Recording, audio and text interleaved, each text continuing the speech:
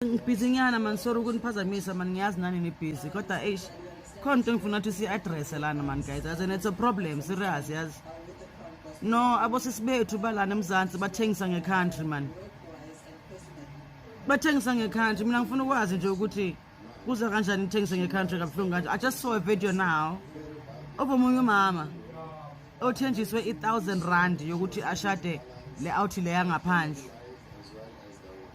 kodwa uthole i-70 rand. Even if they had given her that full amount, 1,000 rand, ani cheap man, ani cheap. Yazi nisifaka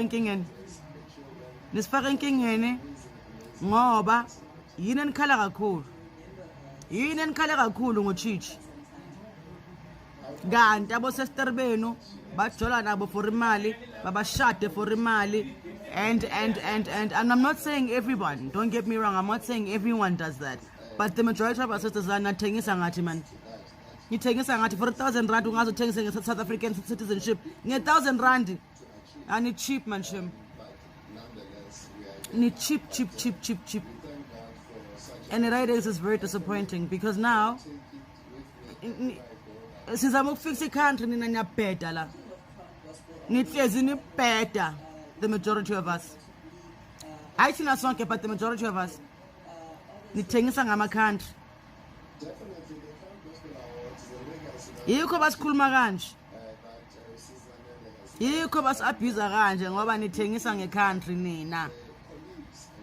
Imagine uyoshada umuntu wangaphandle ongakwazi nokukwazi, awumazi nokumazi for 1,000 rand ezophela khona manje emabhiyeni. Ladies, man, we can do better man. Asingabi that desperate. No, asingabi that desperate. So anyway, sorry to waste your guys' time or to bug you. Ni busy. I know it's a Monday and a song is Well, there you have it, ladies and gentlemen. That is obviously the video that you saw of Manaka Ranaka speaking about the fake marriages situation in South Africa and basically saying that South African women, not all obviously we know that, but some are selling the country and selling us out by, obviously getting into these fake marriages with foreign nationals and selling basically in essence their identification or joining themselves in union with these people in order for these people to become verified citizens of South Africa. And she also mentioned to say that she saw a story of a lady that was promised 1,000 rand if she basically sold, basically agreed to get into a partnership with the foreign national, and she was not even paid that $1,000, but she was actually paid 70 rand. And then she goes on to say even if she was paid the full $1,000, that obviously that return would not be sufficient enough to justify, obviously there's no justification, but that return on 1,000 rand would not be sufficient enough to justify, in essence, and I say this in air quotes, selling the country to these people. And obviously when these women get into these marriages with these foreigners, these people are then able to get full South African citizenship. I believe, I do speak under correction, which means that they're able to open up businesses in South Africa and therefore exploit and benefit from the economy of South Africa, or the economy in South Africa rather. And I saw that she was getting heat from some people, and I just want to ask, did she lie?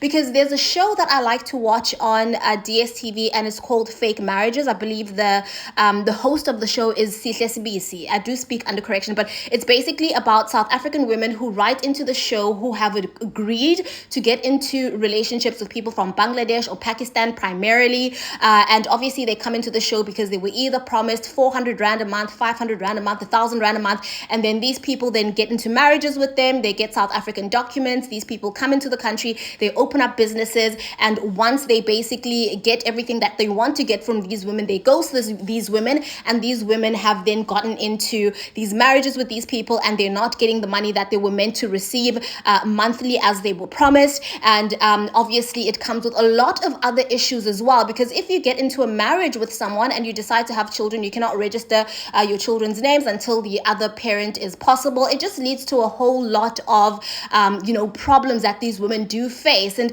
honestly, it is so sickening, and I'm so extremely very upset by the situation, because I feel like it mostly comes from short-sighted women. Imagine selling identification or selling yourself into marriage with someone you don't know this person from a bar of soap, you don't know where they come from. This person could literally just ghost you and disappear, and you've now given this person full citizenship into South Africa for $500 a month that these women end up not even getting. That's like really the most upsetting part, you know. And Manaka Ranaka in this video has also stated that in cheap, you know, these women are extremely cheap, because $500 a month or $200 a month or 70 Rand a month for full South African citizenship, when these people are, you know, busy opening up multiple businesses in South Africa. You know, not only is it illegal for you to do that, to get into a relationship with someone or to get into a marriage with someone, a fake marriage, you know, not only is it illegal for you to do that, but it just shows how short-sighted and how unintelligent you are to be able to accept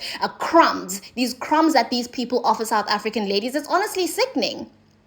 It is honestly sickening. And we're here making noise on social media about Chichi, which is 100% justified, but we also need to acknowledge that we are also part of the problem, you know. And I think she was basically speaking about South African women, because on the show that I'm telling you that I've watched, I've never seen a South African man say, I went and married a Zimbabwean or a Nigerian woman in order for that woman to get citizenship in South Africa. I've never seen that happen, you know. It's primarily or mostly South African women who are choosing to do this. They're choosing to get into these fake marriages. And honestly, what I wish this show on DSTV would do, this fake marriages show would do, is at the moment they find someone right in, or whatever, the moment the confrontation happens, that they arrest the person that has purchased basically fake citizenship through a fake marriage, and they also arrest the woman that has gotten into a fake marriage in order to benefit, you know, because that is fraud. You're not supposed to be doing that, you know. And again, this whole situation highlights the problems that are present within the Department of Home Affairs,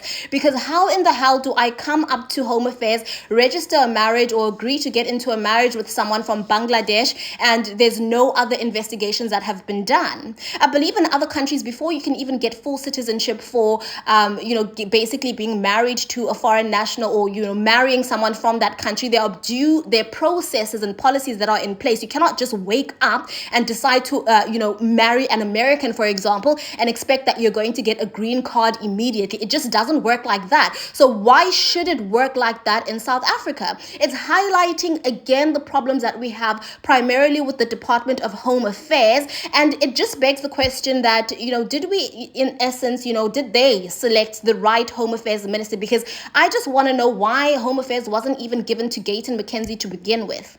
Why was Home Affairs, that department, not given to Gayton McKenzie when he was campaigning, and when his entire political campaign was primarily based on Home Affairs? And that's why a lot of people are also saying on social media that the reason why they haven't given, or they didn't give, Gayton McKenzie Home Affairs is because they knew that he was actually going to do the job, and that they are benefiting, allegedly, obviously this is not facts, but they are benefiting directly and indirectly from these illegal immigrants that are in the country, because they have access to low and cheap labor.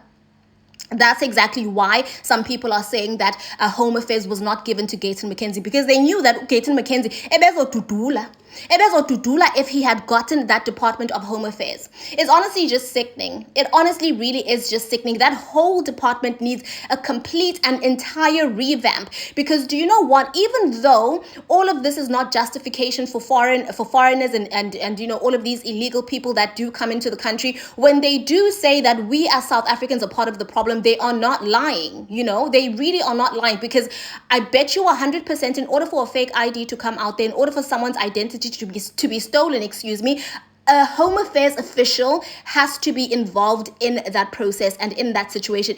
This is just my personal opinion. Obviously, it's not based on facts. Someone from Home Affairs has to be in on it. And so as women, as people, not just women, but as people in general, because, you know, citizenship is not only gained primarily, or, you know, foreigners, illegal foreigners are not primarily benefiting, you know, in South Africa through fake marriages, but as well in the townships, when we rent out a garage yako, or you rent out a space, or you rent out a specific part of your land to a Pakistani, etc., etc. You don't know if that person is documented or not, and you allow that person to therefore benefit from the economy in the township, you are also part of the problem. Because if someone comes up to you, and I think Saul Penduka said this on Monday's episode of Podcast and Chill. Saul Penduka said that if a foreign immigrant is coming into you into your space and asking if they can rent out, whether it's your garage or whatever, and they say they're going to pay you maybe like 5,000 rand a month, you're not going to ask to see his papers. You're more going to be concerned with the 5,000 rand a month that you're going to be getting from that illegal foreigner. And that's why we are having problems in South Africa. We need to hold each other accountable. Yes, the Zimbabweans and the Nigerians, they can't tell us that. They can't tell us that. But within ourselves, we must have these honest conversations, and we must be able to hold each other accountable as South Africans and say that we have had enough. And if you are contributing to the problem of illegal foreigners or foreigners gaining access to people's identities, etc., etc., crime, fraud, all of these types of criminality, we need to be able to hold you accountable as well. Because there's no reason why a show should shoot with someone who has agreed and is, basically stating that they agree on national TV, or, basically exposing them on national TV, saying that they got into a fake marriage and nothing is done about it, Nothing, absolutely nothing is done about it except confronting the other party involved. But anyways, this video is already way too long. Tell me what you think about this in the comment section. Don't forget to like, comment, share, and subscribe, and I'll see you in my next upload.